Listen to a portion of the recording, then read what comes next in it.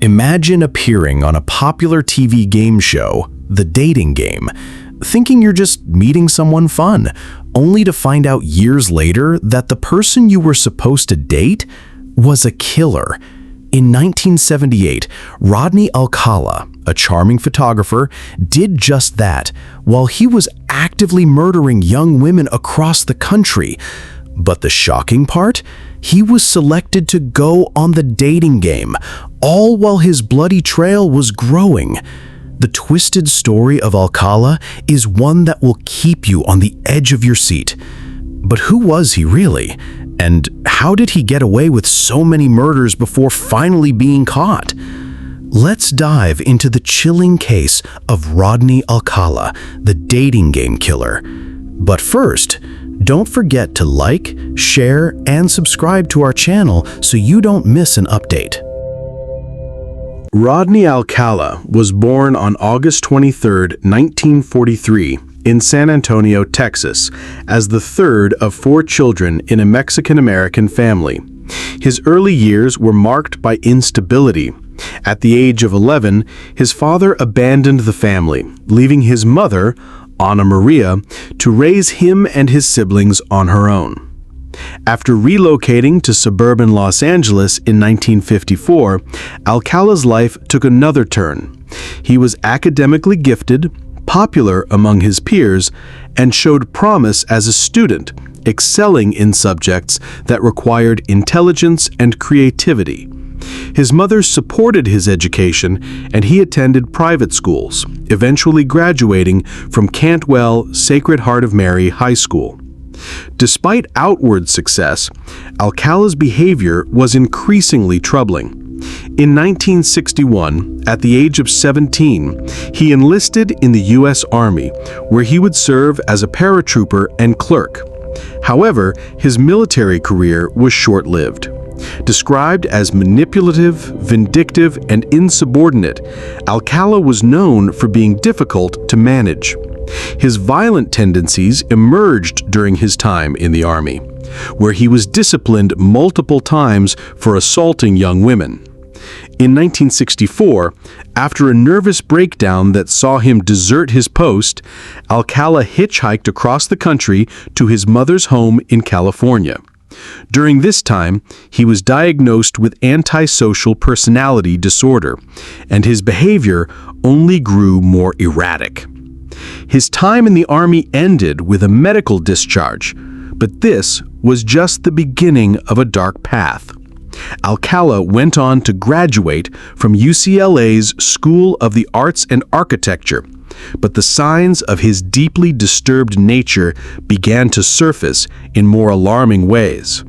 What would follow would shock the world and set the stage for his rise to infamy. After his discharge from the Army, Rodney Alcala's life seemed to take an unsettling turn as he began to blend in more with society's normal expectations. In the mid-1960s, he enrolled at the University of California, Los Angeles, UCLA, where he studied at the School of Arts and Architecture. It was during this time that Alcala became involved in photography, which would become a significant part of his life. While at UCLA, he began to adopt the persona of a successful, charismatic photographer, a guise that would help him later lure victims. However, his charm masked a much darker side. Alcala's history of inappropriate behavior continued to haunt him. In 1968, he would commit his first known crime. On September 25th of that year, Alcala encountered Tali Shapiro, who was on her way to school in Hollywood. Alcala offered her a ride, telling her that he knew her family. Once she got in the car, Alcala took her to his apartment, where he assaulted her.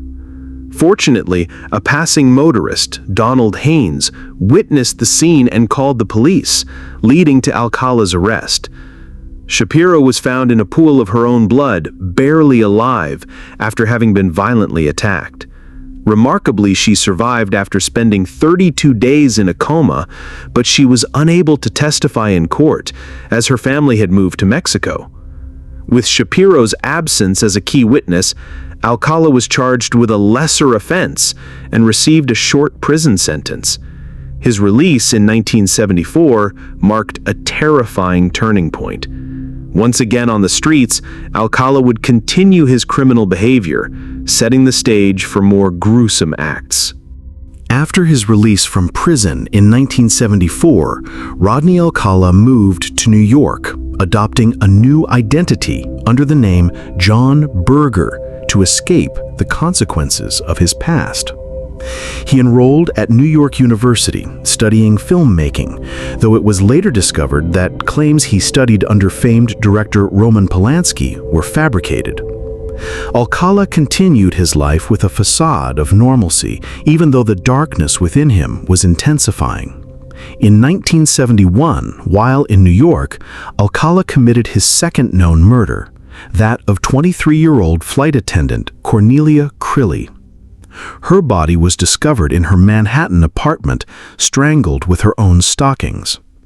At the time, Alcala had met Crilly while she was moving into a new apartment, offering to help her with some furniture.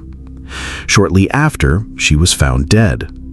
The case went unsolved until 2011, but it became clear that Alcala was once again evading justice. In addition to these escalating murders, Alcala's violence continued to spread across the country. He worked as a counselor at a summer camp in New Hampshire, where he once again used his alias, John Berger. But even in this new setting, his disturbing behavior didn't go unnoticed.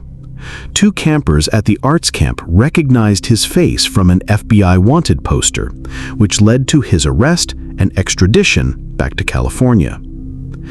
Despite the ongoing investigation into his crimes, Alcala's charm allowed him to temporarily escape the law, making him an even more dangerous predator.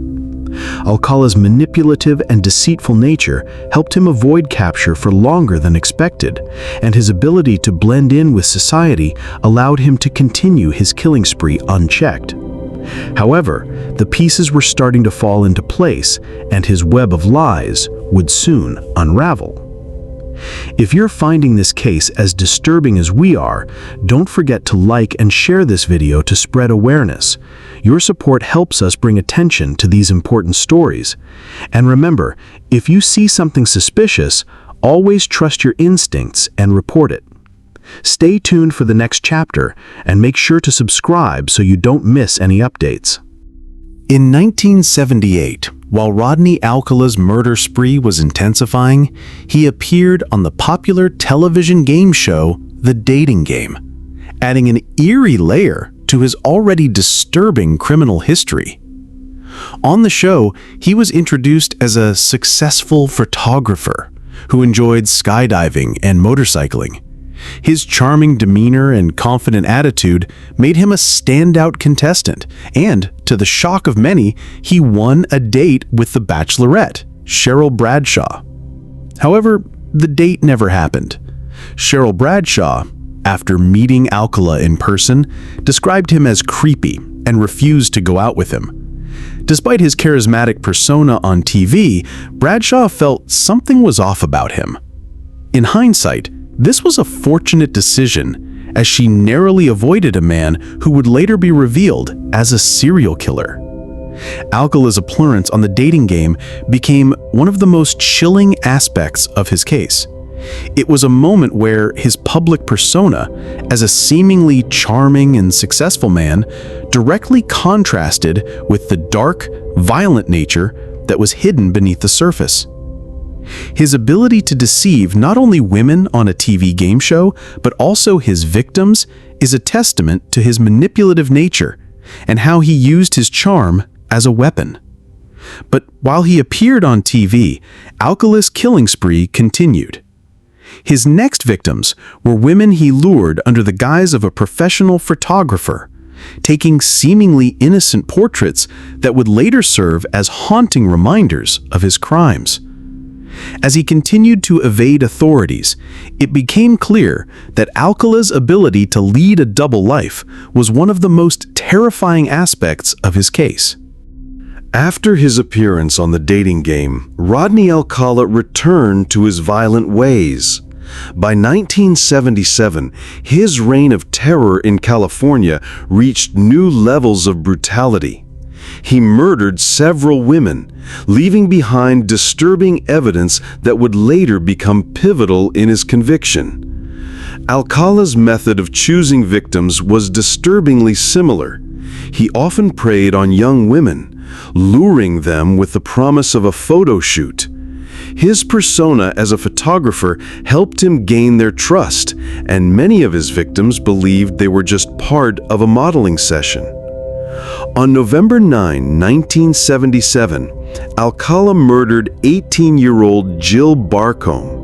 Her body was found discarded along a dirt path near Mulholland Drive, Los Angeles. Barcombe had been sexually assaulted, strangled with blue rope, and left in a degrading position. Her death was initially attributed to the Hillside Strangler, a serial killer whose crimes were similar in nature, but further investigation linked her murder to Alcala. Forensic evidence, including bite marks found on her body, tied him to the crime. These two killings were just the beginning. By the end of 1978, Alcala had claimed at least two more victims, Charlotte Lee Lamb and Jill Marie Parenteau. Lamb's body was found in an El Segundo apartment complex laundry room, her hands bound and her body posed grotesquely. Parenteau, a 21-year-old woman, was murdered in her Burbank apartment under similar circumstances. These victims, along with several others, highlighted Alcala's methodical nature and his desire to control and manipulate those he targeted. Despite the mounting evidence against him, Alcala continued his rampage, evading law enforcement and leaving a trail of dead women in his wake. His confidence grew, and he remained undetected, hiding in plain sight while his murderous spree escalated.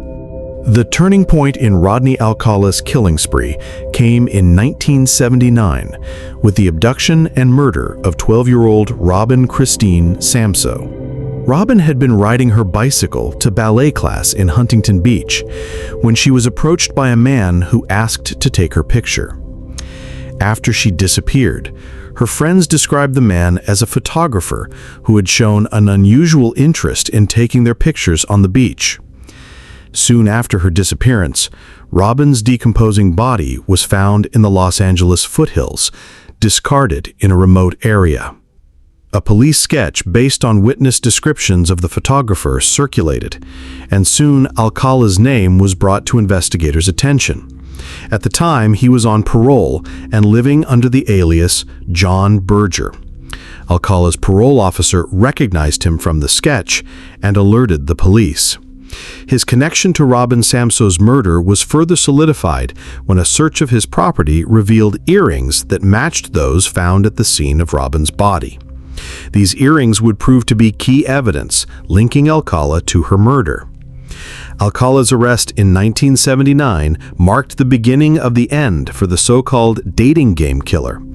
During his time in custody, investigators began connecting the dots between his previous crimes, including the murders of Jill Barcombe, Georgia Wixted, Charlotte Lamb, and Jill Parenteau. DNA evidence collected from the crime scenes, including semen samples and fingerprints, would eventually tie Alcala to these unsolved cases. Alcala's ability to evade capture for so long was largely due to his charm and manipulative nature. He had convinced so many people, from women to law enforcement officers, that he was harmless.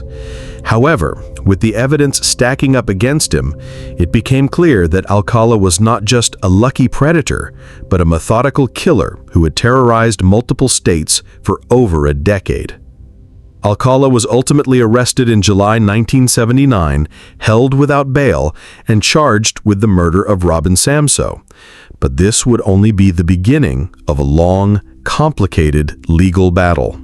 Rodney Alcala's arrest in 1979 for the murder of Robin Samso marked the beginning of a lengthy legal battle. The case against him seemed open and shut, with mounting evidence linking him to Samso's death, including the earrings found at the crime scene, DNA evidence, and the witness testimony from his parole officer. However, the path to justice would not be as straightforward as many had hoped. Alcala's first trial in 1980 resulted in a conviction for the murder of Robin Samsoe. He was sentenced to death, but the California Supreme Court overturned the verdict in 1984, citing errors in the jury's deliberation process. The case was sent back for a retrial, which began in 1986. This time, Alcala was convicted again, but his legal team launched several appeals, challenging the evidence and pushing for his acquittal. Throughout the trials, Alcala used various tactics to delay his fate, including attempts to act as his own lawyer and presenting bizarre and incoherent defense arguments. In one of the most shocking moments, Alcala played an audio recording of a song during his closing arguments, an attempt to undermine the severity of the charges against him. His defense also included arguments suggesting that he had no memory of committing the murders, a claim that many experts and prosecutors rejected as an attempt to avoid responsibility for his actions. Despite his efforts to derail the trials, in 1992, the California Supreme Court upheld the conviction. However, Alcala filed a petition for a federal habeas corpus review in 2001, which temporarily halted his sentence. During this time, new DNA evidence from cold cases was discovered, linking him to other victims, including Jill Barcombe, Georgia Wickstead, Charlotte Lamb, and Jill Parenteau. By 2003, the tide turned against Alcala once again.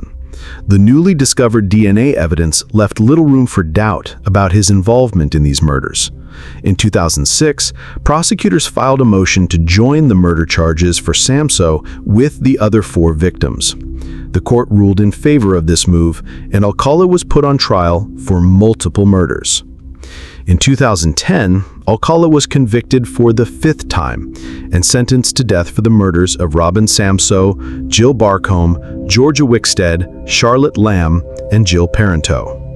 While on death row, he continued to deny his crimes and filed lawsuits against the California penal system, trying to delay his execution further. Despite spending years on death row in California, Rodney Alcala's case remained in the public eye. His attempts to delay execution through legal motions and appeals were relentless, but in the end, they were unsuccessful.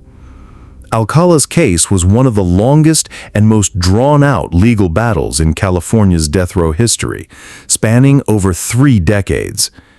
In addition to his convictions in California, Alcala was also indicted for the murders of 2 women in New York, Cornelia Crilly and Ellen Hover, both of whom he had killed years earlier.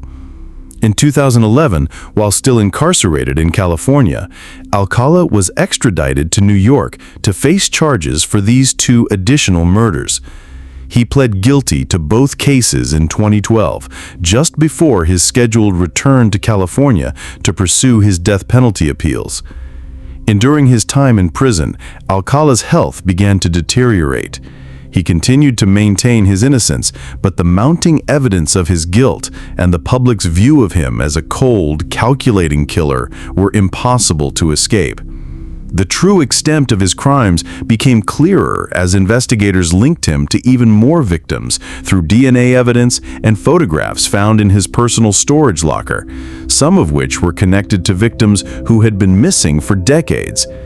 Alcala's role as a predator who targeted vulnerable individuals and left behind a trail of horror was undeniable. On July 24, 2021, at the age of 77, Rodney Alcala died of a heart attack while still awaiting execution in a Kings County hospital. His death marked the end of an era of terror that had spanned more than 40 years. Though his reign of terror was finally over, his victims' families were left with a sense of bittersweet closure. Alcala's case remains one of the most chilling examples of how a smooth-talking, charismatic individual could hide such a dark and twisted inner life for so long.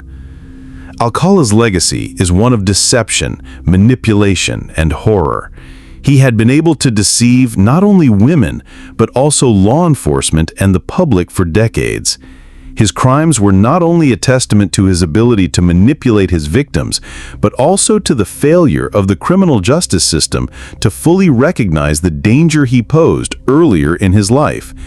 Rodney Alcala was, until the very end, a predator who avoided justice for as long as possible. If you found Rodney Alcala's chilling story unsettling, make sure to like, subscribe, and hit the notification bell to stay updated on more true crime cases. Share your thoughts in the comments below. Do you think more of his victims remain unidentified?